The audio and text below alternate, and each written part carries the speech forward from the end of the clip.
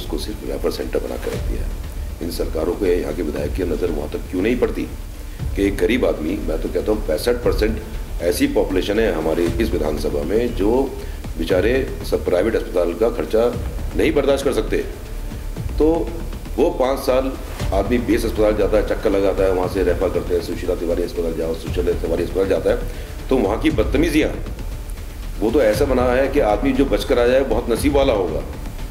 वहाँ तो आदमी मर जाए उसको डॉक्टरों की परवाह नहीं है।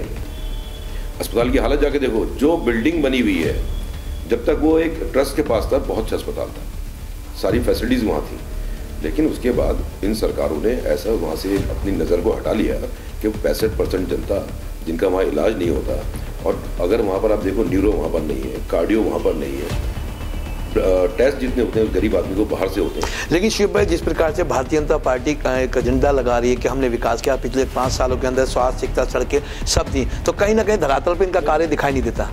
कहा क्या वो तो मैं कहना चाह रहा हूँ, शिक्षा, चलिए अभी स्वास्थ्य की बात है, स्वास्थ्य में अभी हम 2 कोविड काल में बीते गुजरे हमारे, तो 2 कोविड काल देखने के बाद उनको भी उनकी आंखें नहीं खुली कि आपके पास अस्पताल है, अस्पताल में डॉक्टर नहीं है, तो इन सरकारों को क्या डॉक्टर की नियुक्ति करने में परेशानी है? क्या डॉक्टर को इनका जेब से पैसा देना है? या उत्तराखंड का इतना बुरा हाल हो गया कि डॉक्टर आना नहीं चाहते सरकार के पास। आज आप देखो इन 5 सालों में हर विभाग का, सरकारी विभाग का हर कर्मचारी आंदोलन कर रहा है, हर सरकारी आदमी धरने में बैठा हुआ है, तो कोई ना कोई वजह तो होगी। इन सरकारों से काम ना करना आता है, ना काम लेना आता है। यहाँ ब्यूरोक्रेसी हावी हो चुकी है नेताओं के ऊपर। उसकी वजह यह इन नेताओं को बिल्कुल भी जानकारी नहीं है कि विकास कहाँ करा जाता है। अरे अगर 5 साल, मैं कहता हूँ जो भी जीता हुआ विधायक अपने क्षेत्र से जीत के आता है, उस क्षेत्र के जीतने आने के बाद जब उसको एक ताकत आई थी, उस ताकत से क्या 5 साल अपनी जनता के काम करके वो जगह नहीं बना सकता कि अगली बार उसको वोट मांगने जाए तो इतनी मेहनत ना करना पड़े, हाथ ना जोड़ना पड़े। अरे बहुत सी ऐसी मैंने विधानसभाएं देखी उत्तर प्रदेश के अंदर, नेता देखें कि घर से बाहर नहीं निकलते चुनाव से पहले। अभी उत्तर प्रदेश में जिस तरह टिकटों का वितरण हो रहा है, चुनाव से 5 दिन पहले टिकट सिंबल मिल रहा है या घोषणा हो रही है, उस आदमी की चीज़ पहले रखी पड़ी है। आज उसके खिलाफ अपोजिशन में कोई खड़ा नहीं है क्योंकि उसने 5 साल अपने क्षेत्र में काम किया है। और वहाँ के तो नेता ऐसे हैं, मैं देखता हूँ नेताओं को जो उनके टिकट बदलकर दूसरी विधानसभा भेज दिया जाता है, वो वहाँ से भी जीत रहे हैं क्योंकि वो प्रदेश के लिए काम करते हैं और अपना अनदेखा नहीं करते किसी को, एक नज़र से सबको देते हैं, चाहे वो किसी भी धर्म का हो। यहाँ के नेता 21 साल में बात करूँगा, हमारी स्वर्गीय इंदिरा देश जी जो हमारे बीच में अब नहीं है, एक अच्छी लेडी थी, आयरन लेडी के नाम से जाना जाता था उनको मैंने हमेशा माँ का दर्जा दिया है और माँ कहा मैंने उनको। मैंने चुनाव लड़ा उनके खिलाफ 2017 का, जो आपने जिसमें कहा कि मुझे नकारा गया, तो इतनी बड़ी नेता के सामने, माननीय स्वर्गीय श्रीमती इंदिरा देश जी के सामने अगर मैं 10,000 से ऊपर वोट लाता हूँ तो नकारे नहीं गए। वो कहीं ना कहीं उनकी कमियाँ थी, क्योंकि इन नेताओं को झूठ बोलने की जो आदत है, वो झूठ को उस एक झूठ बोलने के लिए जो 100 सफाइयाँ देनी पड़ती हैं, उनको फ़र्क नहीं पड़ता। इतने बड़े बड़े भाषण, अब आप देखिए हल्द्वानी को इन्होंने हिस्सों में बांट दिया, राजपुरा, जवाहर नगर, बंदुलपुरा, इंदिरा नगर और गांधीनगर, ये भी हल्द्वानी का तो हिस्सा है। यहाँ भी तो इंसान ही रहते हैं। क्या जो सहूलियतें जो आपने विकास किया है, तो इन एरिया को वंचित क्यों करा? क्या यहाँ से वोट नहीं मिलता? उस जगह के आदमी का भी मत का अधिकार उतना ही है जो एक शहर में एक बहुत करोड़पति का अधिकार है। तो इन्हें उस आदमी की उस ताकत का एहसास नहीं है। तो इसलिए एहसास नहीं है कि इनके द्वारा ठीक चुनाव से पहले दलाल भेजे जाते हैं विधानसभा के अंदर, क्षेत्र के अंदर, कि 5 साल काम मत करो। उन दलालों ने भूमिका ऐसी बना दी है 4-5 क्षेत्रों की कि आप बेफिक्र रहिए, वहाँ पैसा देंगे और वोट मिल जाएगा। लेकिन इन 5 सालों में जब जनता के बीच में हारने के बाद, लोग तो जीतने के बाद गायब हैं। जीतने के बाद कहाँ थे कोविड काल में? जीतने के बाद जब किसी को कोई परेशानी होती है, कहाँ जाते हैं? कौन इनकी बात सुनता है? कौन सा इनका किसी का कार्यालय है, ना जीतने वाले का ना हारने वाले का? अरे मैं तो चुनाव हारा हूँ। हारने के बाद जिस दिन चुनाव कार्यालय मैंने खोला था, वो चुनाव कार्यालय आज तक बंद नहीं हुआ है। वो लोगों की समस्याएं हारने के बाद मैं पूरी कर रहा हूँ। तो जनता के बीच में मैं हूँ, तो उन जनता के बीच में बैठ के वो सारी परेशानियां मैंने देखी और मैं सुनता हूँ उन चीज़ों को कि कोई नेता इनके किसी काम नहीं आता। उसकी वजह यह है कि जो दलालों ने सौदा कर दिया जाता है उस जनता का, नेता ये समझता है जब मैं वहाँ का वोट पैसों से ले लेता हूँ तो वहाँ मुझे काम करने की ज़रूरत ही क्या है। तो उन दलालों से अब जनता सावधान हो गई है। इन 5 सालों में उस जनता के बीच में, उन जनता से जो मेरी बातें होती हैं, तो जनता ने साफ कह दिया है अब हमें दलालों को का बढ़ावा नहीं देना, दलालों को और प्रमोट नहीं करना है। हम अपने मत का अधिकार अब खुद चुनेंगे और एक वोट से क्या फैसला होगा वो आने वाली 14 तारीख बताएगी, जब 10 तारीख को रिजल्ट खुलेगा। तो इंदिरा जी ने वहाँ पर डराने की, धमकाने की राजनीति करी। एक बहुत बड़ा मुद्दा मैं आपको बताऊँ, 2017 के पहले चुनाव में मैडम इंदर देश जी ने एक भाषण दिया था और रिकॉर्डिंग आजकल सोशल मीडिया में चल रही है कि तुम्हें मालिकाना हक दे दिया गया है, मैं सत्ता में हूँ, मैं सरकार हूँ, मुझसे सरकार है, मुझसे प्रशासन है। मलिन बस्ती घोषित कर दी गई है, रेलवे का मुकदमा खत्म कर दिया गया है। इतना बड़ा आश्वासन एक इतने बड़े नेता द्वारा एक मंच पे देना और जो उनके दलाल इर्द गिर्द खड़े हुए तालियां बजा रहे थे, तो जनता की खुशी हम अंदर से हमें भी खुशी हुई, चलो एक गरीबों को उसका जो हक था मिल गया। 21 मिला, देर से भी मिला, 17-18 साल के बाद मिला, लेकिन मिल गया। तो भाई साहब वो कहाँ गया? मेरे साथ रोड शो में 18 से 20 हज़ार आदमी था मेरे साथ रोड शो में। वो 20,000 आदमी कहाँ चला गया? इसलिए चला गया कि मैडम ने उनका काम कर दिया था, घोषणा कर दी थी, ये काम सारा हो गया। मैडम सरकार में थी, उनकी घोषणा मान्य थी, इतनी बड़ी नेता बोल रही है हमने ये कर दिया है। चुनाव जीत जाती है मैडम। चुनाव जीतने के बाद जिन दलालों ने तालियां बजाई थी मंच पर खड़े होकर, उन्होंने क्या मैडम से सवाल पूछा कि मैडम हमने आपके साथ खड़े होकर आपको वोट दिलवाया है, आपके भाषण के बाद वोट दिलवाया है, तो ये मैडम आपने वो काम कहाँ गया? मालिकाना कहाँ गया? मलिन बस्ती कहाँ गई? रेलवे का मुद्दा कहाँ गया? उस सरकार में मैं कहता हूँ रेलवे एक अपने आप में विभाग है। जो खंबे लगे थे, जब तक वहाँ की हदबंदी नहीं हुई, उस एरिया का सीमांकन नहीं हुआ कि कौन सा क्षेत्र नगर पालिका का है, कौन सा क्षेत्र रेलवे का है, आपने कैसे खंबे रख दिए? खंबे लगाने में जिला प्रशासन क्यों खड़ा हुआ था वहाँ पर? तहसीलदार वहाँ क्यों थे? SDM वहाँ क्यों थे? जिला प्रशासन बिना किसी मंत्री के या बिना सरकार की अनुमति के जा सकता है? कागजों में कोई बंटवारा हुआ है जगह का? अरे क्यों दबा के रखना चाहते हो जनता को? जनता को क्यों गुमराह करा आपने? तो इन 5 साल की जनता इस बात को दिल में लगा के बैठी है। अब वो दलाल फिर घूम रहे हैं। 5 साल ये लोग काम नहीं करते हैं, चुनाव से पहले 15 दिन पहले आके लोगों की जेब में नोट देने का काम करते हैं। लेकिन जनता इस बार अपना जमीन नहीं बेचेगी, वोटर नहीं बिकता, इन दलालों को समझेगी। और मैं बताता हूँ, ये पूरा भरोसा अपनी जनता के ऊपर। मैं तो कोई वादा मैंने किया नहीं था, वादा एक किया था, अगर मैं जीता या हरा आपके बीच में रहूंगा, आपके सारे काम करूंगा। उस वादे में मैं खरा उतरा हूं। मैं अंदर से दिल से कहता हूं कि जनता से अपील करता हूं, एक बार ऐसे लोगों को नकारो। और जो मेरा भाई सुमित हृदय जो प्रत्याशी है कांग्रेस के, ये इसलिए सवाल पूछ रहा हूं, जनता इसलिए पूछेगी कि हमारे स्वर्गीय इंदर देश जी के अगर आप फोटो लेकर उनके नाम पे वोट मांग रहे हो, आप कह रहे हो कि उनके अधूरे सपने मैं पूरे करूंगा, तो आपने जो उनकी बुराइयां थी, जो उनकी कमियां थी, उसका जवाब भी आप ही को देना पड़ेगा।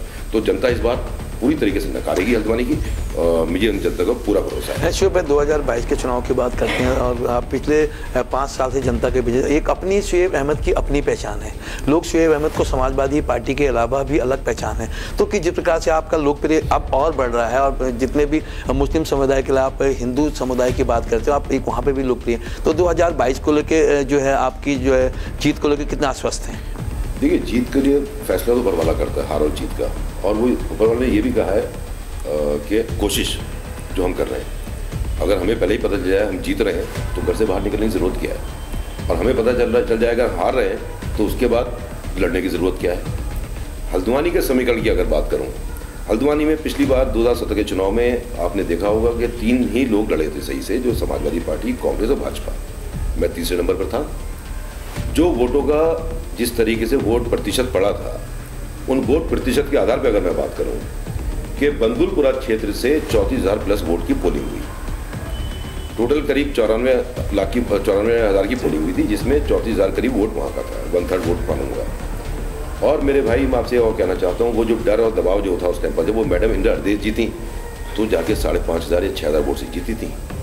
इंदर हरदेश जीती, उनका एक अपना मुकाम था, तो समीकरण कुछ और थे। आज जो हमारे भाई प्रत्याशी और लड़ रहे हैं, आज 9-10 प्रत्याशी लड़ रहे हैं, और 9-10 प्रत्याशियों में आज मैं समझता हूं कि जो इस बार वोट की पोलिंग होगी, वो एक जो उनका गुस्सा निकलेगा, तो इस बार हार और जीत का फैसला तो अब आप इससे समीकरण से समझ जाइए कि मैं धर्म भेदभाव की राजनीति नहीं करता, मैं सिर्फ एक अकेले मुस्लिम समाज की राजनीति नहीं करता, मैं सर्व समाज को साथ में लेकर चलता हूँ। वही एक वजह है जो आज उत्तराखंड के अंदर 58 से 59 सीटें उत्तराखंड में चुनाव लड़ रही है समाजवादी पार्टी की। तो इसमें कहीं ना कहीं तो चीज़ मैंने ये चीज़ जोड़ी है ना कि समाजवादी सर्व समाज को साथ लेके चलने की बात करती है, हर धर्म की इज्जत करती है। तो कुछ लोग हर धर्म में होते हैं, गलत होते हैं। मैं कहता हूँ कि हिंदू धर्म, मैं ये नहीं कहता धर्म गलत होता है या मुसलमान धर्म गलत होता है। अभी कुछ लोगों ने जिस तरीके से वहाँ से धर्म संसद में बातें करी थी, तो कुछ लोग थे जिन्होंने बात करी थी। तो मैं ये तो कहता हूँ कि कोई धर्म गलत नहीं हो गया उसमें, कुछ चंद लोग हमारे भी होते हैं जो इसमें की बात करते हैं। इसलिए पूरे धर्मों को, पूरे सबको आपस में इस तरीके से बुरी नजर से मत देखो। अगर दो लोगों ने धर्म संसद में गलत बात करी थी तो वो गलत हो सकते हैं, उनकी विचारधारा गलत हो सकती है, तो धर्म गलत नहीं होता। वही बात मैं शुरू से कहता आया हूँ कि सर्व समाज एक साथ, हम सब जिसको चुने एक को चुने जो आपको एक नज़र से देखे और सब किसी के अंदर कोई भेदभाव ना करें। और मैं आपके चैनल के माध्यम से एक अपील और करना चाहता हूँ कि राजनीति को धर्म से मत जोड़ो आप, और राजनीति को ये नेता सब एक हो जाते हैं, क्योंकि मैं इसलिए कहना चाह रहा हूँ सब एक हो जाते हैं, बाहर लड़ते हैं, अंदर एक साथ बैठते हैं। मैं ना नेता था ना नेता बनना चाहता हूँ, मैं आप लोगों के बीच का हूँ, आप लोगों का भाई हूँ। मैं राजनीति में अपना कारोबार करने के बाद राजनीति करने आया हूँ। लोग तो राजनीति को कारोबार की तरह करते हैं। मैंने अभी पर्चे देख रहे हैं जो लोगों ने दाखिल करे हैं अपने, तो मेरी तो संपत्ति का ग्राफ गिरा है। तो अन्य जो हमारे भाई लड़ रहे हैं सारे, उन भाइयों का मैं कह रहा हूँ जो पहला इन्होंने पर्चा दाखिल करा था लोगों ने, उसमें इनकी संपत्ति का ब्यौरा देख लो आप लोग, चाहे किसी भी दल का कोई हो, और आज उनका संपत्ति का ब्यौरा देख लो। खुद कहते हैं कि हम तो जनता की सेवा कर रहे हैं। तो ऐसी जनता की सेवा कौन सी है? जनता की सेवा तो हमने भी करी, हमारा तो ग्राफ गिर गया। वो जनता की सेवा कहाँ से है जो 10 गुना या 50 गुना संपत्तियां बढ़ गई? तो ये तो जनता समझदार है इन चीज़ों से। जनता इस बात का जवाब देगी कि राजनीति से जो अपने जाती फायदे लिए लोगों ने, दल बदल के फायदे लिए लोगों ने, तो उससे लोगों को गुमराह मत करो। जनता जहां भी वोट करे एक बार विकल्प देख ले। यहाँ पर अगर मैं अकेला भी जीत गया पूरा उत्तराखंड के अंदर, तो इन 70 पे 69 के बाद अकेला भारी पड़ के दिखाऊंगा, क्योंकि मेरी सोच मेरा अपने जाती फायदे के लिए नहीं है। अपने पर्सनल कोई काम ना करके जनता को उनके हक दिलवाने की लड़ाई जरूर लड़ूंगा, और वो दिलवा के रहूंगा। शिव भाई, भगवान करे आप जीते और संसद में जाएं। अगर संसद जाते हैं तो मेन हल्द्वानी की जो समस्या है उसको कैसे, क्या समस्या आप हल्द्वानी की मेन आप देखते हैं? इतने सालों से आप लोगों के बीच में रहे हैं। देखिए, समस्या मैंने जैसे भी आपको खुद कहा, समस्या स्वास्थ्य, शिक्षा, रोजगार, इन 3 चीज़ों को पहले मैं मानूंगा। क्योंकि जो लोग बीए करके, जो नेट क्वालिफाई करने के बाद उनको नौकरियां नहीं मिल रही हैं, तो बच्चों को कौन पढ़ाएगा? आजकल पढ़ाई आसान है, सरकारी स्कूलों में टीचर नहीं है। एक गरीब आदमी 10,000 रुपये महीना कमाता है, उसके 2 या 3 बच्चे अगर हैं तो 4,035 रुपये तो प्राइवेट स्कूल की फीस है। तो क्या 10,000 रुपये बच्चों की फीस में दे देगा पढ़ाई करने के लिए? अपना घर कैसे चलाएगा? तो क्या सरकारों की आंखें बंद हो गई हैं? इतने बड़े बड़े स्कूलों की बिल्डिंग आपके पास खड़ी है, सरकारी अच्छी बिल्डिंग है आपके पास, उसमें सरकारी स्कूल के अंदर अच्छे टीचर क्यों नहीं देते आप? ये पूरा कॉकटेल बना हुआ है, प्राइवेट अस्पताल, प्राइवेट स्कूल और सरकार, ये सब मिलके लूट रहे हैं जनता को। जनता इस चीज़ को समझ गई, जो वोट है, जिस वोट से जनता ये नेता जीतते हैं तो वो उसी वोट से जीतते हैं ना। जो परेशानी जिन्होंने झेली है, जिसका कोविड में किसी का भाई मरा है, किसी का बेटा मरा है, किसी का बाप मरा है, वो दर्द उसको होगा जहाँ पे स्वास्थ्य से सेवा नहीं मिली और उसको उपचार नहीं हो पाया। इतना बड़ा क्षेत्र, 1-1.5 लाख की आबादी का बंगलुरु बड़ा क्षेत्र, उसके अंदर 21 साल पहले घोषणा की थी इंदिरा जी ने, मैं अस्पताल बनाऊंगी। क्या अपनी जेब से बनाना था आपको अस्पताल? सरकार की ये मूलभूत हक है जनता का कि आपको वहाँ अस्पताल बनाना था, तो 21 साल में अस्पताल क्यों नहीं बनाया? जनता साहब किस आधार पर वोट मांग रहे हैं? अब एक चीज़ और बताता हूँ आपको कि महिला डिग्री कॉलेज की बात करी थी इन्होंने। अरे मैं कहता हूँ जहाँ डिग्री कॉलेज होते हैं आप जब बात ही नहीं करनी चाहिए। अगर बात करी थी तो बनवाओ, और नहीं बनवा सकते थे तो हमने कुछ लोगों ने बीच में एक मेमोरेंडम बना के दिया था इंदिरा जी को कि ऐसा है, कुछ लड़के या लड़कियां यहाँ की पर्दे वाली हैं या गरीब हैं जो यहाँ से ऑटो का खर्चा भी नहीं दे सकती, पढ़ना चाहती हैं, तो ललित महिला स्कूल के अंदर एक एक्स्ट्रा क्लासेस चला के कुछ लोगों को एक कोर्स का यहाँ पर स्टार्ट करवा दो। तो मैडम इंदिरा जी ने पर्चा फेंक दिया उड़ाकर कि मुझे सिखाओगे कैसे होता है, क्या होता है? वो लोग मेरे बीच में मौजूद हैं, अभी भी उड़ा के फेंक दिया पर्चा। सूचना के अधिकार में मांगा गया। 64 स्कूल में ये काम चल रहा है जहाँ पे 5-5 लड़के भी कॉलेज की पढ़ाई कर रहे हैं स्कूल के अंदर। तो ये सोच हो जिस नेता की, तो क्या जनता सोचते हो फिर नेता उसको वोट देगी? हल्द्वानी का हल क्या बना के रख दिया, मैं आपको बताना चाहता हूँ आपके चैनल के माध्यम से। ये कौन से संविधान में लिखा है कि हमारे हिंदू भाई इस जगह रहेंगे और मुसलमान भाई इस जगह रहेंगे और सिख भाई सिर्फ इस जगह रहेंगे? कौन सा संविधान कहता है हिंदुस्तान का? ये कोई संविधान लिखने वाली राजनीतिक दल है? ये कांग्रेस और भारतीय जनता पार्टी इसके अंदर हस्तक्षेप करेगी? ये बाबा भीमराव अम्बेडकर जी की नीतियों को चुनौती देगी? हल्द्वानी के अंदर का वाक्य बताता हूँ मैं आपको। यहाँ पर हल्द्वानी में हमारे 4 मुसलमान भाइयों ने जयदेव नगर RTO रोड के ऑफिस के पास 4 प्लॉट लिए, रजिस्ट्री करवाई इन प्लॉटों की। 4 प्लॉटों की रजिस्ट्री करवाने के बाद नक्शे पास करवाए हैं प्राधिकरण से, और नक्शे पास कराने के बाद जब वहां पर कार्य स्टार्ट किया गया तो लोगों ने वहां आंदोलन कर दिया, और आंदोलन करके ये कहा है कि विशेष समुदाय के लोगों को नहीं बसने देंगे यहाँ पर। ये किसने कहा भाई विशेष समुदाय के लोग कौन नहीं बसेगा? और ये बसाने ना बसाने की जिम्मेदारी इन दलों की है, इन नेताओं की है, इन छुट भैया नेताओं की है। और कौन थे वो रोकने वाले? भारतीय जनता पार्टी नहीं थी, कोई संघ नहीं था, RSS नहीं था उसके अंदर, कांग्रेस थी उसके अंदर। कांग्रेस के ब्लॉक अध्यक्ष के लेटर कि वहां पर मेरे पास आज भी अखबार की कटिंग है, मेरे पास वो कागज हैं जो उन्होंने यहाँ पर सिटी मजिस्ट्रेट को दिए गए कि विशेष समुदाय यहाँ पर नहीं बसेगा।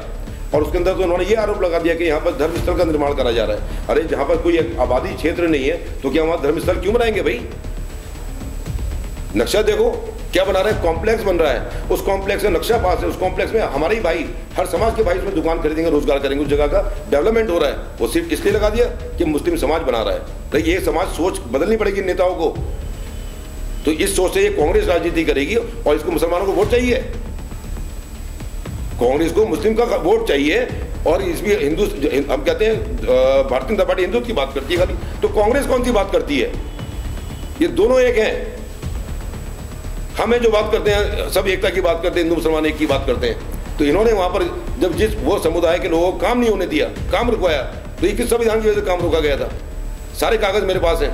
जिन लोगों ने वहां पर, महेश शर्मा के भाई वहां बैठे थे धरने में, उसमें जो आज चुनाव लड़ने जा रहे हैं कालाडूंगी से, तो ये दो मुंह के सांप हैं। ये लोग चेहरे पे मुखौटा लगा के क्यों घूमते हैं? क्यों लोगों को, जनता को गुमराह करने? किस हक से जाके वहां पर आप वोट मांगने जा रहे हैं? और वहां जाके कहते हैं इनके दलाल कि यहाँ पर कि तुम्हारे नेताओं को मुसलमानों के अलावा कोई वोट नहीं मिल रहा है। अरे ये होते कौन है फैसला करने वाले? मुसलमान का वोट किसको जाएगा और हिंदू का वोट किसको जाएगा? और तुम्हारे हिम्मत कैसे हो रही फिर वहां जाके वोट मांगने की और वोट देने की? और वो लोग दलाल जो गले में माला डाल के घुमा रहे हैं, जिन लोगों ने ये बातें फैला रखी है कि हिंदू यहाँ नहीं रहेगा, मुसलमान यहाँ नहीं रहेगा। अरे बंदूपुरा क्षेत्र में आके देखो, मंदिर भी है वहाँ, हर समाज के लोग रहते हैं। जब अगर समाज एक है, आज तक ये बातें नहीं होती थी, इन लोगों ने आगे बातें फैलाई हैं। भारतीय जनता पार्टी का सिर्फ कार्ड अगर कुछ है कांग्रेस के पास तो यही है कि वही कार्ड खेलो जो भारतीय जनता पार्टी खेल रही है, जब जाके हम सत्ता में रह सकते हैं। अरे ऐसी गंदी राजनीति क्यों कर रहे हैं आप लोग? 70 सीटें हैं उत्तराखंड के अंदर, विधानसभा के अंदर 70 सीटों में कितने अल्पसंख्यकों को टिकट दे देती है कांग्रेस? कितने सिख भाई हैं उसमें, कितने जैन भाई हैं उसमें, कितने मुसलमान भाई हैं उसमें? खाली वोट चाहिए इन लोगों को। इनको कितने टिकट दे देते हैं इन लोग? 2 टिकट दिए थे इन्होंने कांग्रेस ने पिछली बार, मुस्लिम समाज के दोनों जीत के आए थे 2017 में। 68 सीट दिए थे, टिकट दिए थे हमारे हिंदू समाज के भाइयों को, उसमें से 9 जीत के आए। तो ये टिकट वितरण की बात करते हैं, महिला को आगे बढ़ाइए, महिला शक्ति की बात करते हैं, मातृशक्ति की बात करते हैं। एक बहन हमारी सरिता आर्या नैनीताल में, जिसने पूरा उत्तराखंड में महिला समाज, महिला कांग्रेस को खड़ा कराओ, उसका टिकट काट दिया अपने जातीय फायदे के लिए। उन नेताओं के लिए काटा जो नेता इधर की उधर करते हैं, दिल बदलते हैं। तो ऐसे लोगों का दिल नहीं टूटेगा? अभी मेरी बहन संजय डालो को टिकट देने के बाद टिकट काट दिया उस बहन का, जिसने पूरी जिंदगी लगा दी कांग्रेस के लिए। तो ये कांग्रेस वो है सिर्फ और सिर्फ अपने स्वार्थ की राजनीति करती है और सिर्फ अपने वोट बैंक की राजनीति करती है। उसके बाद सबको इस्तेमाल करके सबको बाहर उठा के फेंक देती है। अब जाकर हरीश रावत जैसे चेहरा इधर से उधर से कूदते फिर रहे हैं, तो ऐसे ही प्रदेश में राज चलाने की बात करेंगे। ये सबका निजी स्वार्थ जुड़ा हुआ है राजनीति में, अपना जाति फायदा जुड़ा हुआ है। अगर हिम्मत थी हरीश रावत जी की तो रामनगर से लड़के दिखाते, जहां से टिकट की घोषणा करी थी। हिम्मत थी तो कालाडूंगी से लड़के दिखाते। अब हिम्मत करके लालकुआ गए तो हैं, जीत के दिखाएं, अपनी जीत दिखाते हैं पहले यहाँ पर, उसके बाद करेंगे हम प्रदेश में राज करेंगे। और ये भारतीय जनता पार्टी जो डर बैठाते हैं ये लोग कांग्रेस वाले कि अगर शुएब को वोट दिया तो भाजपा जीत जाएगी। अरे मैं तो ये भी कहता हूं कि भाजपा तो पिछले 5 साल से यहाँ पर फलद्वानी में है या उत्तराखंड के अंदर राज कर रही है। ऐसा कौन सा काम भाजपा ने इन मुसलमानों के खिलाफ कर दिया?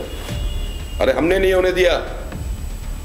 हम एकता की बात करते हैं, तो यहाँ पे कुछ सौदेबाजी नहीं करते हम लोग, और ना ही मैं खरीद फरोख्त की राजनीति करता हूँ। ये दल 5 साल विकास ना करके 15 दिन पहले आकर जो 5 साल से मेरे साथ आदमी जुड़ा हुआ है, जो मेहनत कर रहा है, उसको तोड़ने का काम करते हैं। उनकी जेबें भर के उनको तोड़ने का काम करते हैं। उन लोगों ने जमीर बेच दिया जो लोग मेरे साथ कल तक खड़े हुए थे, जो कल तक मेरे मंच पे खड़े होकर कांग्रेस को गाली दिया करते थे। जब मैं हल्द्वानी में नहीं था, जब बंबई से यहाँ शिफ्ट हुआ था, वो चेहरे जिन्होंने मंचों से खड़े होकर गालियां दी कांग्रेस को, उन्हीं का सौदा करते हैं ये लोग। आज तक कांग्रेस का इतिहास देख लो आप लोग, जिसने कांग्रेस को गाली दी, जिसने कांग्रेस को सबसे बुरा कहा, जिसने कांग्रेस के खिलाफ सारे चुनाव लड़ाए होंगे, उसी को खरीदने का काम कांग्रेस करती है। तो क्या वजह है ऐसी? इस पे जाने की जरूरत है। जनता को ये बात समझने की जरूरत है। ऐसा क्या काम है जो ये नेताओं को, दलालों को, उन लोग बिकाऊ लोगों के ऊपर पैसा खर्च करके जनता के ऊपर पैसा खर्च क्यों नहीं करती? जनता के काम क्यों नहीं करती? तो इस बार का चुनाव ऐसा चुनाव निकल के आएगा, आप बताना, देखना कि जनता ना कांग्रेस ना भाजपा नेता चुनेगी अपना, जो जनता के बीच में रहा हो, चाहे वो किसी भी दल का हो। चाहे वो भाजपा का हो, चाहे वो कांग्रेस का हो, चाहे वो समाजवादी का हो, चाहे वो और अन्य दलों का हो, वो जनता के बीच में रहा है। जनता को उसने एक नज़र से देखा हो, सब समाज को बना के रखा हो, तो जनता से अपील करता हूँ उसी को वोट दो, चाहे वो किसी भी दल का हो जो आपके बीच का हो। ये थे हमारे साथ समाजवादी पार्टी के प्रत्याशी शोएब अहमद, जिन्होंने साफ तौर से कहा कि भाजपा हो चाहे कांग्रेस हो, दलबद्दू की राजनीति करती और जनता से वो अपील करते ऐसे प्रत्याशी को चुने जो हल्द्वानी शहर का विकास करे। आप देखते रहिए न्यूज़ पोर्टल उत्तराखंड। अगले हफ्ते मुलाकात होगी किसी नई शख्सियत के साथ। नमस्कार।